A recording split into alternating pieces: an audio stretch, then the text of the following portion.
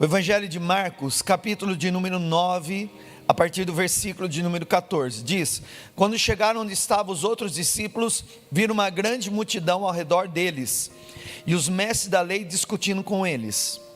Logo que todo o povo viu Jesus, ficou muito surpreso e correu saudá-lo. Perguntou Jesus: o que vocês estão discutindo? Um homem no meio da multidão respondeu. Então pense num homem que estava ali naquele tumulto, na multidão, que foi falar com Jesus: mestre, eu te trouxe o meu filho, que está com um espírito que o impede de falar. Olha para mim, presta atenção. O pai está falando: meu filho está com um espírito que o impede de falar. Então, irmão, o pai, é bem provável que percebeu que essa doença, que no caso seria a mudez, não era normal. Existem doenças que são normais, porque nós estamos num corpo que ainda é corruptível. Mas nesse caso até o pai percebeu, não é normal, é espiritual. Nem toda pessoa doente, ela tem um demônio. Mas toda pessoa que tem um demônio agindo na vida dela, ela é doente. E nesse caso, o pai discerniu, isso não é normal. E ele disse para Jesus: meu filho está com um espírito que o impede de falar. E aí, olha a descrição, que terrível, irmão.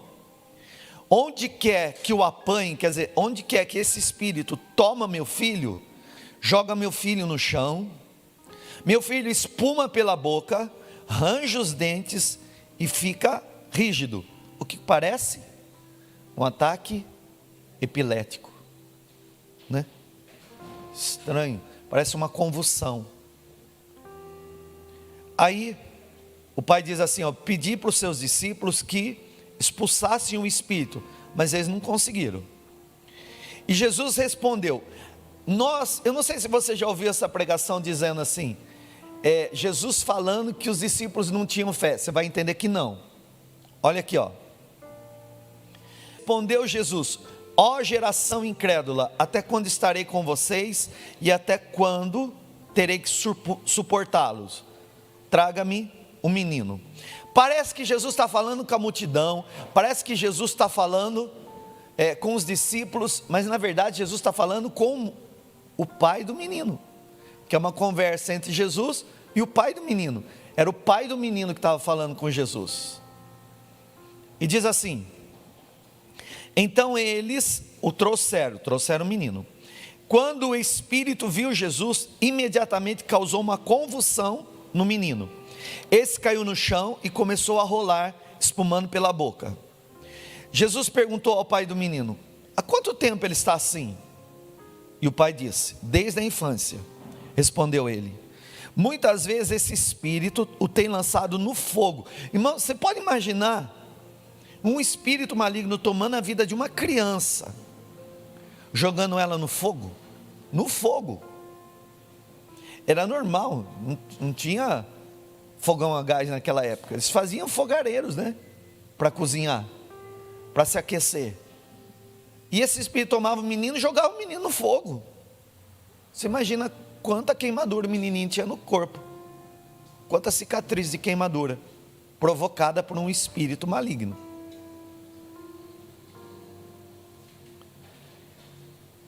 E às vezes jogava ele na água para matar. Pastor, o que é jogar na água? Eu não penso que é jogar numa poça de água, eu penso que é jogar no rio. Então o que nós estamos falando aqui? Havia um espírito de morte na vida daquele menino. Irmão, os espíritos demoníacos são reais, espirituais e invisíveis, que não possuem corpos e procuram corpos para expressar quem eles são. E para os demônios não tem idade. Na minha vida pastoral, eu já vi criança possessa de demônios, e muitas delas se cortando, muitas delas tentando suicídio. Eu já fui visitar no hospital crianças que debaixo de uma influência maligna tentaram o próprio suicídio, às vezes tomando medicamento, às vezes se cortando. Esse é o mundo espiritual que nós vivemos. Mas olha aqui, vamos prosseguir na leitura. O pai vai dizer para Jesus: mas, quer dizer, será? Mas se você pode fazer alguma coisa, então tem compaixão de nós e ajuda-nos. Olha o verso 23, olha Jesus falando para ele: se podes, você está perguntando se eu posso? Jesus disse, aí Jesus fala: tudo é possível aquele que crê. Quer dizer, o pai está dizendo assim: você pode libertar a minha família, você pode mudar essa realidade que eu estou vivendo dentro da minha casa, você pode mudar o que eu não estou entendendo, o que está acontecendo com os meus filhos adolescentes, com o meu esposo, com a minha esposa, essas brigas, essas discussões, essas coisas que viraram do nada e que agora estão descontroladas. Jesus, você pode fazer alguma coisa? E Jesus vira e diz assim: se eu posso, tudo é possível aquele que crê. Verso 24, imediatamente o pai do menino exclamou: ó irmão, você vê que o diálogo era entre Jesus e o pai do menino. Olha o que o pai do menino fala: eu creio. Na mesma hora que ele diz que ele crê, daqui a pouquinho ele já vai concordar Jesus, quando disse: ó geração incrédula, até quando eu vou estar no meio de vocês e vocês não vão crer? Então ele fala para Jesus: ó, está na tua Bíblia aí, primeira resposta que ele diz aí: eu creio. Então nós estamos falando de alguém que está falando com a boca, mas que depois faz uma análise do pensamento, para ver que de fato ele não crê. Ele fala assim: eu creio. Mas olha o que ele vai pedir agora: ajuda-me a vencer a minha incredulidade. Eu creio, mas me ajuda porque eu sou incrédulo. Como é que pode um negócio desse?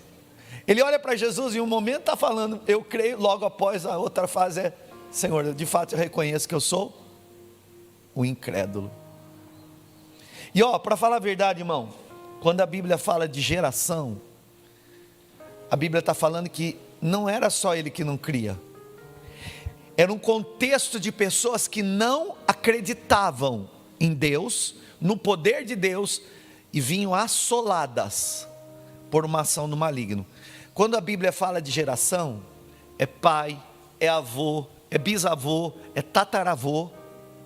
Então Jesus não falou: ó, você é um incrédulo. Jesus falou da família dele: você, seu pai, seus avós, sua família não creem, vocês são incrédulos. Então muita gente acha que essa resposta era para os discípulos.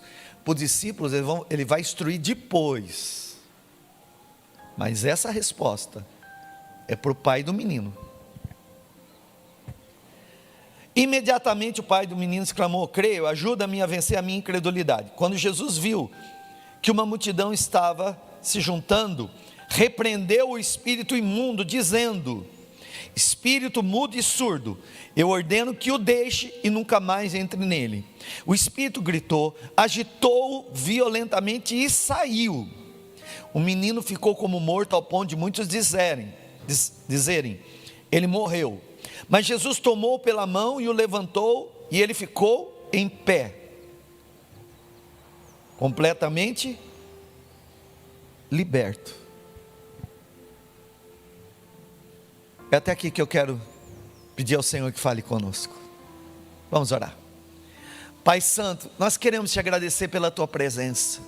Que maravilhoso é saber que nós estamos no Senhor e o Senhor habita dentro de nós. Obrigado, Santo Espírito, obrigado por essa palavra viva, porque desde já, Senhor, na leitura o Senhor já está abrindo os nossos olhos para o entendimento e a revelação. Mas eu quero pedir, Senhor, além do que eu for falar, que o Senhor fale mais profundamente, que o Senhor fale agora ao Espírito, lá no íntimo da vida de cada um dos seus filhos. É o que eu oro, e eu te agradeço, porque eu creio, Senhor, no Senhor e na tua palavra, em nome de Jesus, amém. Graças a Deus. Irmãos, eu falei na semana passada sobre uma experiência que eu tenho com Deus no alto do monte, e eu disse que esse alto do monte representa para nós o lugar de comunhão, lugar de intimidade, lugar de oração. É o alto da montanha, é o tempo que eu vou passar na presença de Deus, para que quando eu desça de lá, eu desça habilitado para vencer o que é que eu precisar vencer no meu dia a dia. E eu declarei profeticamente que a experiência da montanha, a experiência que eu tiver com Deus na montanha, vai me habilitar para vencer as adversidades do vale. Eu quero que você seja profético na vida do teu irmão pertinho de você. Estenda a tua mão e diga: eu creio que cada experiência que você tiver com Deus no alto da montanha vai te habilitar para vencer as adversidades do dia a dia, em nome de Jesus, amém? Graças a Deus.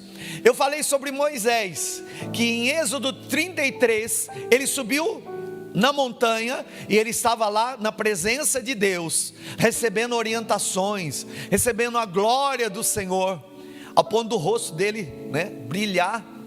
E lá, irmão, ele ouviu Deus dizendo: olha, enquanto você está aqui no alto da montanha, a sua família está se perdendo. Essa é uma realidade que muitas vezes a gente pode perceber. Eu estou indo na presença de Deus, mas tem pessoas na minha casa que não querem Deus. Eu estou buscando a Deus, mas tem pessoas da minha família que não estão se importando com a presença de Deus. Às vezes você vai ter esse choque. Só que, irmão, na experiência do alto da montanha, que você é habilitado para vencer essas adversidades do dia a dia. Às vezes você está cheio da presença de Deus lá em casa. Você veio no culto e você se encheu porque você subiu no monte e teve aquela experiência gloriosa com Deus. Mas quando você chega em casa, você vai ver situações difíceis, situações onde pessoas, elas estão vivendo ao contrário do que você está buscando, do que você buscou, da experiência que você teve. Eu já ouvi muitas irmãs falando para mim, muitas, e não poucas: eu vou na igreja, eu busco a presença de Deus, mas infelizmente, eu chego na minha casa e o meu marido está alcoolizado. Na minha própria casa, na minha própria experiência pessoal, está aqui minha irmã Silvana, pastora Érica, pastora Silmara. Mais do que nunca, eu não quero falar dos outros, quero falar de mim. Quantas vezes minha mãe ia nos cultos à noite, e quando chegava em casa, infelizmente, meu pai estava alcoolizado. Muitas vezes. O que significa isso? Nós tínhamos uma experiência com Deus, mas a realidade do vale estava ali no pé da montanha. E assim pode ser, irmão, agindo na vida de um filho, do esposo, da esposa. E eu não estou falando só de uma área, pode ser de muitas outras. O que acontece é que Moisés levantou a mão diante do Senhor e disse: Senhor, tem misericórdia, porque esse é teu povo. E Moisés no Antigo Testamento é uma figura de um libertador, porque foi Deus que levantou ele como libertador do povo hebreu, que viveu mais de 400 anos preso no Egito. Então ele é uma figura de Jesus Cristo no Antigo Testamento. E aí Moisés se levanta e diz: Senhor, tem misericórdia. E Deus falou: não, eu vou exterminar esse povo. Esse povo tem um coração duro. Então, às vezes eu também já ouvi irmã dizendo: pastor, minha vontade é falar: Deus, taca fogo no meu esposo.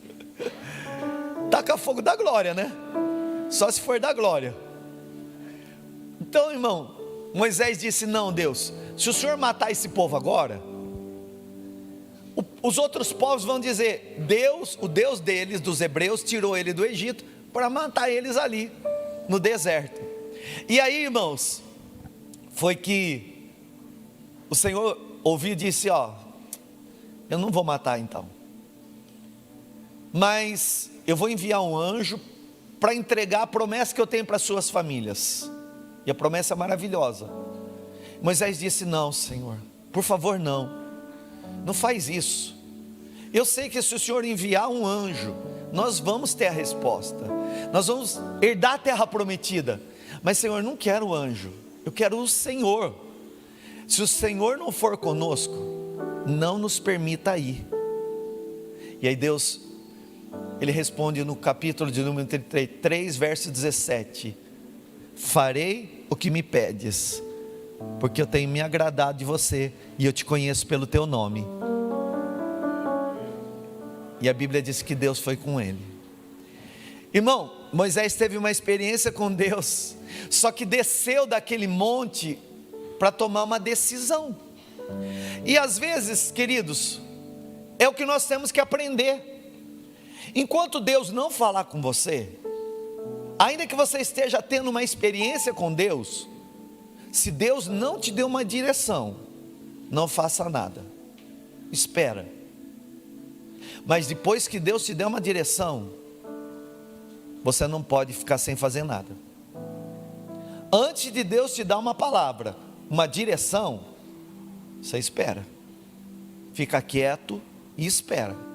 Depois que Deus te deu uma direção, irmão, então você tem que descer do monte, e aí não procrastinar. Você sabe o que é procrastinação? É deixar a coisa para depois, é enrolar, é deixar o tempo passar, é não tomar decisão, é não ter coragem de agir. Irmão, ou você tem coragem para agir quando Deus fala, ou a situação não muda, e você vai ficar enfrentando a mesma realidade, podendo viver algo novo. Nesse sentido, eu espero Deus falar, porque aí Deus vai manifestar a graça dele na minha vida, a capacidade dele vai vir sobre mim, e quando eu tiver que tomar uma decisão, ainda que seja firme,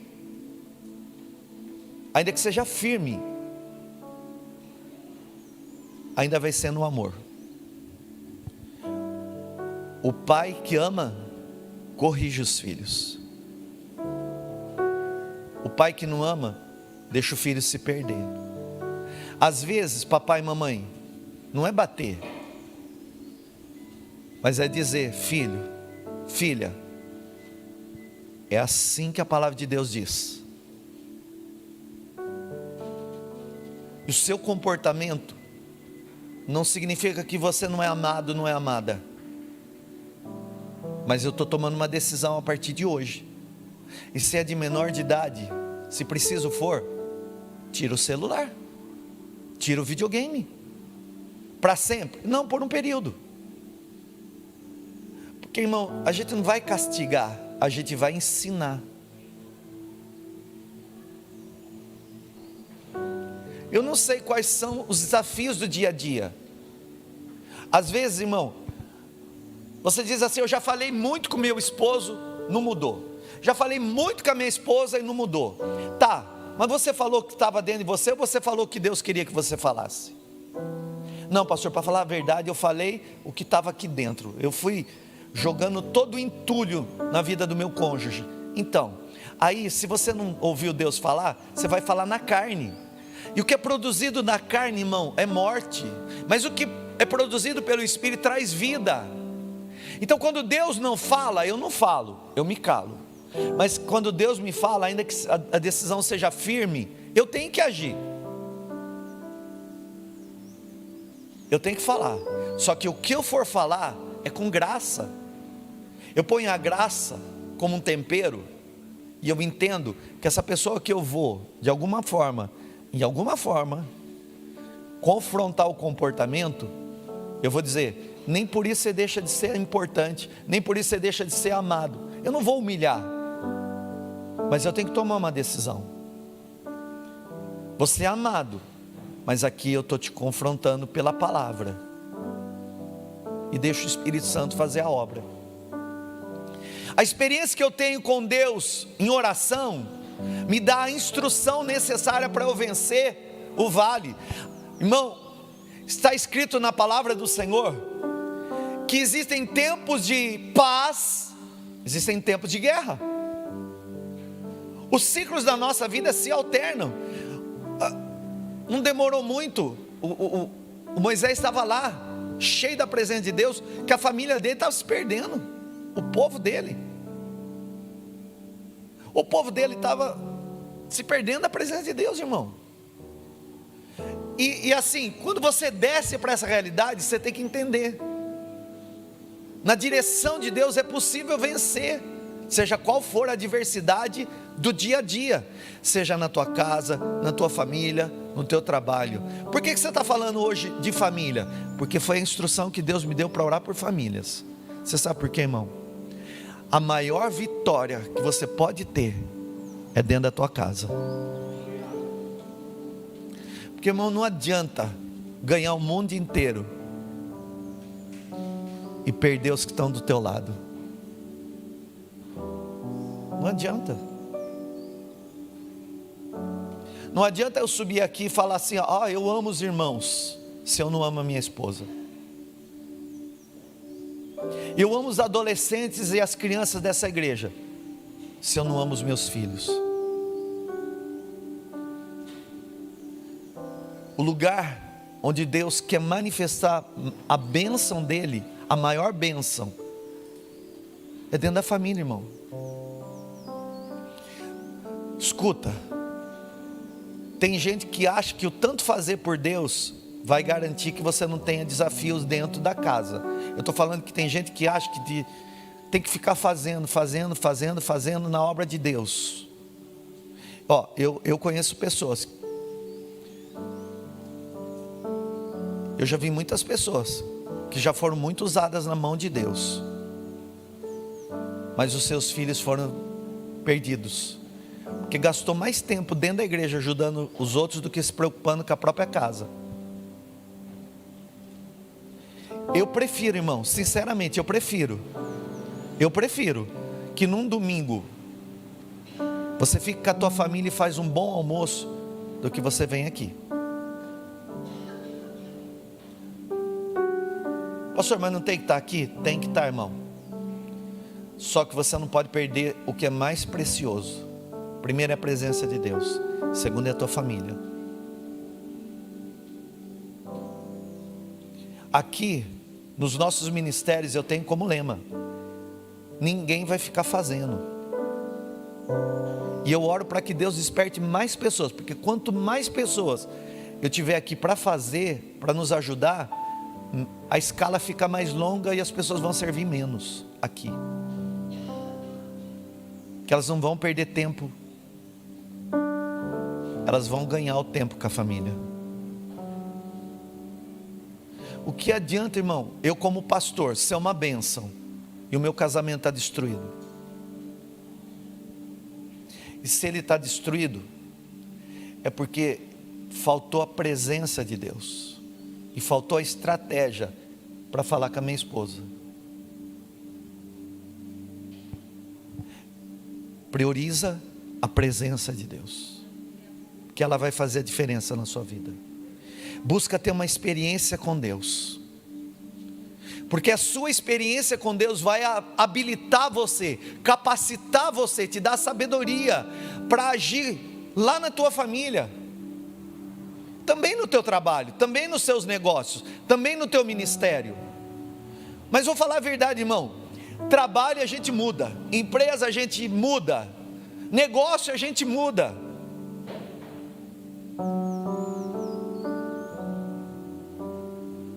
Agora a família é um presente que Deus te deu.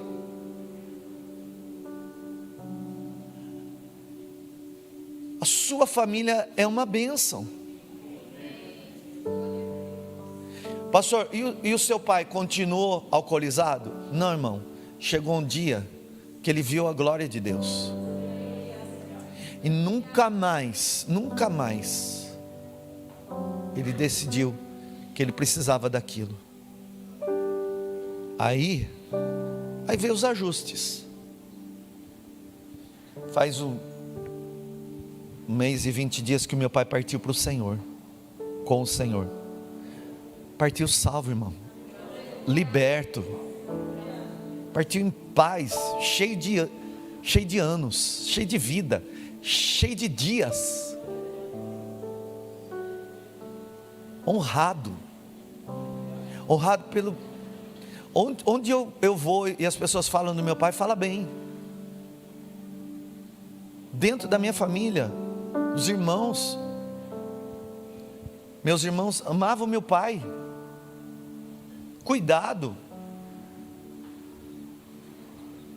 porque cumpriu a palavra, que no lugar da vergonha, Deus daria dupla honra. Eu quero profetizar, irmão, a sua casa, a sua família não vai ser o lugar da vergonha, vai ser o lugar da dupla honra, em nome de Jesus. A tua experiência com Deus no alto da montanha te habilita para vencer o que tiver que ser vencido no vale. Foi assim com Jesus. Ele estava Pedro, Tiago e João também no monte, e lá a experiência foi tão grande. E lembre-se você, que Jesus, embora fosse Deus, ainda era homem. E a experiência foi tão grande, acho que eles estavam fazendo uma vigília, sei lá, passaram acho que a noite orando, que a glória de Deus se manifestou naquele lugar, irmão, e ele se transfigurou.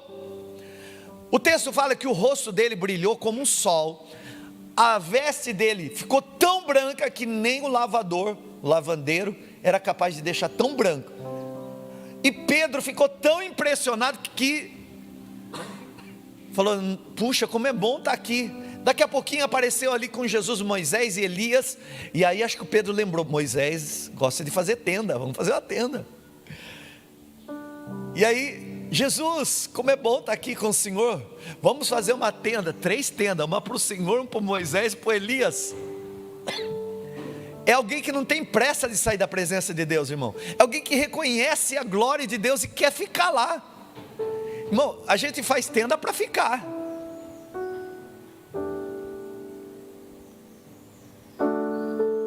E aí, daqui a pouquinho, está na hora de descer para enfrentar o que está lá embaixo no pé da montanha. E ele desce. E Jesus, quando desce, encontra uma multidão lá. Então todos, discutindo, e Jesus pergunta: o que é que vocês estão discutindo? E aí vem o pai, numa situação familiar terrível. O pai reconhece: o que está acontecendo com meu filho é algo que não é natural, é espiritual. E é espiritual maligno, porque quando esse espírito toma o meu filho, ele fica mudo, ele fica surdo. Esse espírito maligno joga ele no fogo, irmão. Então é uma influência maligna que estava tentando matar o menino. Joga ele na água. Papai e mamãe, o diabo não tem poder sobre a vida dos seus filhos. O diabo não tem poder sobre a vida da tua família. Você e a sua casa são do Senhor Jesus. Você e a sua família são do Senhor Jesus. Mas o posicionamento não é do pastor, é do pai e da mãe. O posicionamento de buscar a direção em Jesus não era dos apóstolos, porque não foi os discípulos que foram dizer para Jesus: tem um pai aqui pedindo oração. Não, o pai foi lá, irmão. Pai, é você que tem que se apresentar diante de Jesus pelos seus filhos. Não terceiriza para pastor. A responsabilidade da tua casa é sua, porque foi uma honra que Deus deu para você. Mamãe, a responsabilidade é sua, de orar pelos seus filhos, de clamar pelos seus filhos. E depois, se você percebeu que está algo fora do normal, é você, agora representando Jesus lá no lar, que vai expulsar aquilo que não pode ficar lá. Querido, Quantas vezes, eu não sei contar o número de pai e mãe que eu já conversei, de filhos que queriam se suicidar. Isso não é normal, isso é espiritual, isso é maligno, isso é demoníaco. O ladrão veio para roubar, matar e destruir. O nosso Jesus que nós servimos veio nos dar vida, vida, vida, e vida com abundância. O que Ele tem para a sua família e para os seus filhos é uma vida abundante. Seus filhos são promessas do Pai, amados, eleitos, gerados por Deus, pela vontade do Senhor.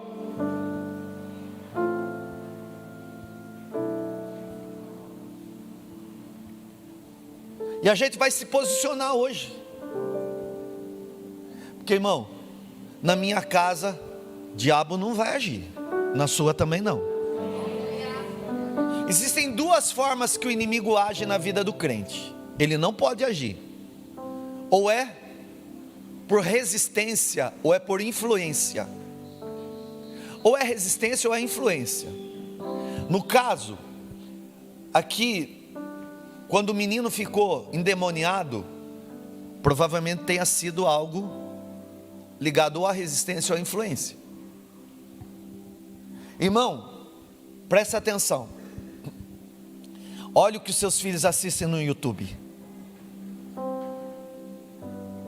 Olha. Ah, pastor, mas eu não tenho tempo para ver. Querida, aquilo que é importante, você tem tempo. Então a gente tem que voltar a achar que os filhos são importantes. Olha o que é que eles veem na rede social. Se é menor de idade, você pode botar lá o bloqueio de idade, de coisas que eles não podem assistir.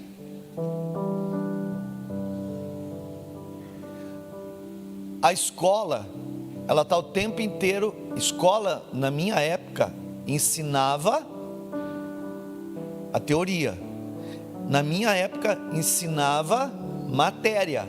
Hoje, a escola é doutrinadora.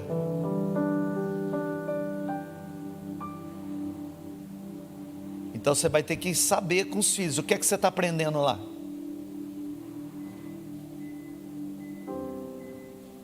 Porque tem coisas que talvez estejam sendo construídas na mente dele, dessa doutrinação do mundo, que isso vai ter que ser desconstruído. E aí na estratégia com Deus, de Deus, você vai dizendo com a Bíblia: ó filho, é assim. Eu sei que todo mundo está ensinando lá assim, mas a Bíblia fala assim: nós somos de Deus, nossa casa é de Deus, nós vamos seguir e servir a Jesus. Então esse é o modelo nosso, da nossa casa. O pai disse: o meu filho, quando esse espírito toma, ele é jogado no chão, ele espuma, ele convulsiona. Irmão, eu sou de uma época em que nem pastor podia ficar doente.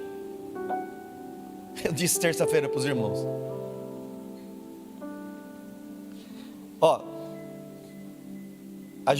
eu e minha família tem 40 anos de evangelho. Antigamente o pastor, quando ficava doente, não podia falar, porque eles achavam, a igreja foi ensinada que pastor, quando ficava doente, é por causa de pecado. Irmão, todo mundo fica doente, pastor não é santarrão não. Nós somos santos porque fomos justificados no nosso espírito, mas habitamos ainda num corpo que morre, é corruptível, que adoece.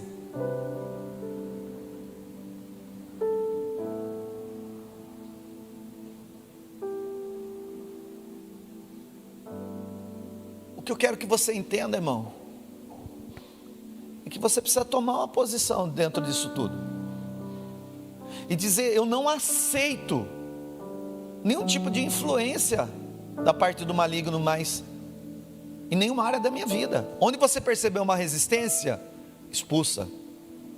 Onde você percebeu uma influência, expulsa. Não aceita. Toma uma decisão. Toma uma atitude. Eu não vou procrastinar. Papai, não joga a responsabilidade que você tem dos seus filhos para a mãe. A mãe fala, tá bom. Mas quando o pai fala, tem um peso maior. Mas tem pai que fala assim, o filho diz assim, eu quero sair. Vai falar, pai, eu posso sair? O pai fala, fala com a sua mãe. Não, irmão, não é fala com a mãe não. Você vai aonde? Você vai com quem? Quem vai te levar? Quanto tempo você vai ficar? Se precisa, eu vou te levar e te buscar. Fala comigo. Que eu não vou jogar a responsabilidade que é minha para minha esposa. A responsabilidade não é dela, é compartilhada. Irmão, o Senhor está nos alinhando hoje.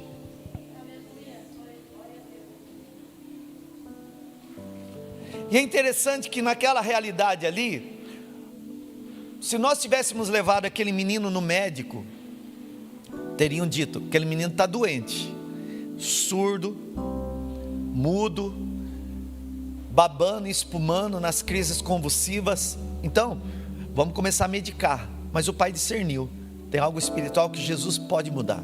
Tem algo espiritual que só Jesus pode mudar. Eu vou buscar Jesus. E aí, irmão, nessa busca de Jesus, aí Jesus mostra o coração dele e fala para ele, irmão, sabe o que é o seu problema? Você é uma pessoa incrédula. Jesus, me ajuda a crer. Ele pede. Aí Jesus chama o menino e resolve a realidade. Jesus expulsa aquele espírito demoníaco que estava agindo na vida do menino. E ele fica liberto. Interessante que o texto fala que ele fica curado. Você sabe por quê, irmão?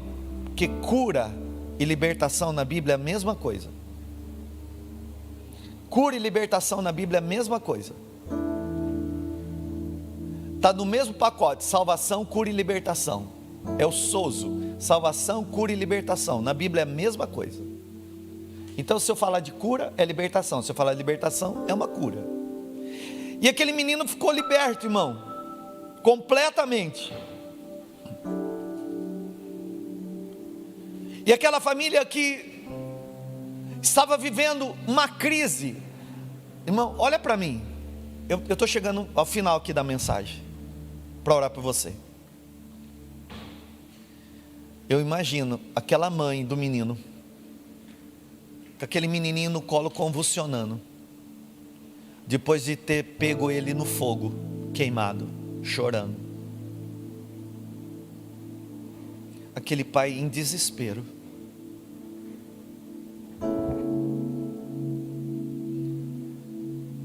O diabo não respeita a idade.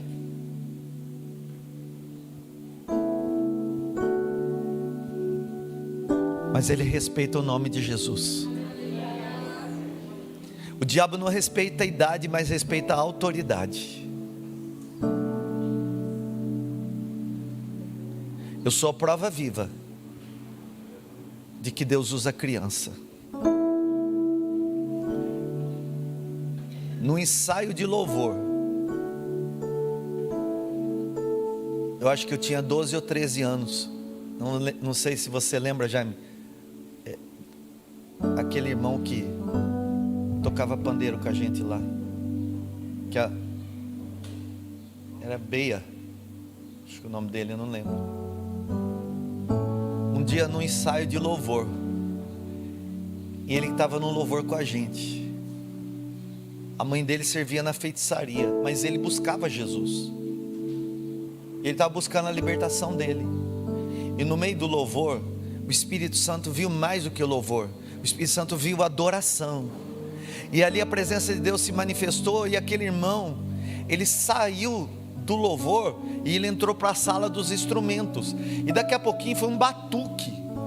na sala dos instrumentos, e a gente parou o ensaio e foi ver o que estava acontecendo.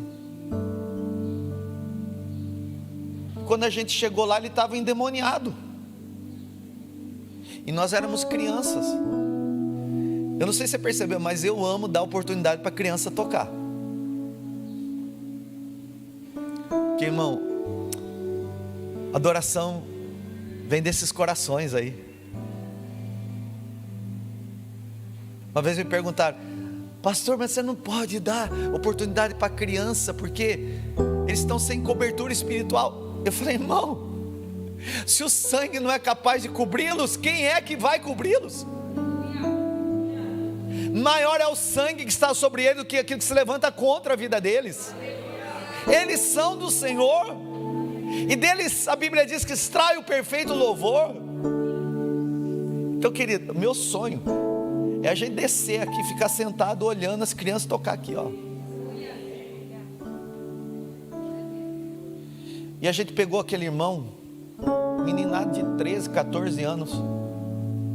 A gente pôs o irmão ali na frente do altar no ensaio, botamos a mão e repreendemos aquele demônio. E aquele demônio saiu, foi expulso, o irmão foi liberto. Irmão, eu estou falando de adolescentes expulsando demônios. Nossa família pertence ao Senhor, seus filhos são do Senhor, teu esposo é do Senhor, tua esposa é do Senhor. E nós vamos ver Deus usando a sua família poderosamente. Nós vamos ver Deus usando a sua família poderosamente. Nós vamos assistir isso em nome de Jesus. Querido, sobe no monte, vai ter experiência. O que Deus falar, faz. Se Deus não falar, não faz. Mas você desce do monte cheio de coragem, depois que Deus te deu a direção, para enfrentar o que tiver que ser enfrentado, e para vencer o que é que tiver que ser vencido. Mas você vai sair desse monte cheio de autoridade, cheio de autoridade, para mudar essas realidades.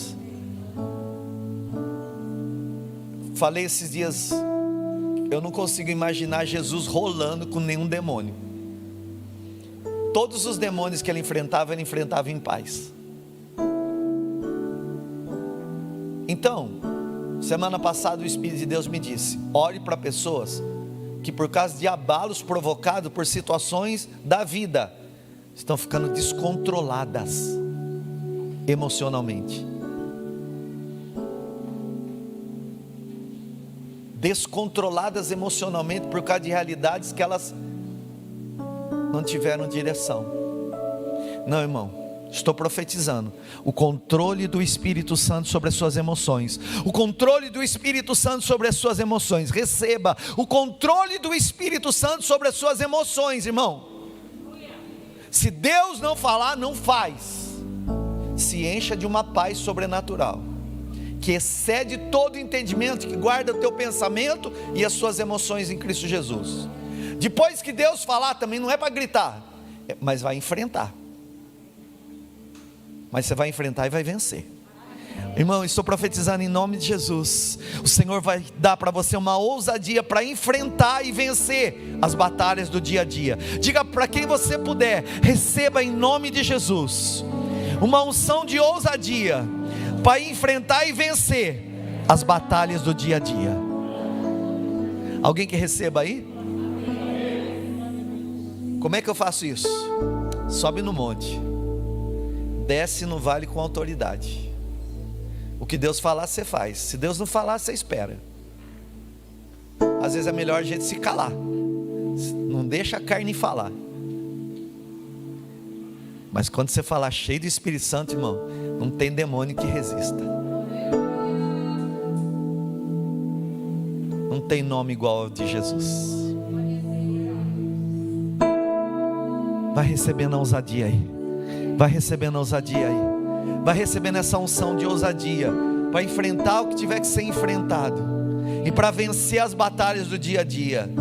Você está aqui no alto da montanha, irmão, e se a realidade bater na tua porta hoje, Você vai enfrentar. Você vai enfrentar. Você não vai recuar, não vai procrastinar não. Você vai vencer em nome de Jesus.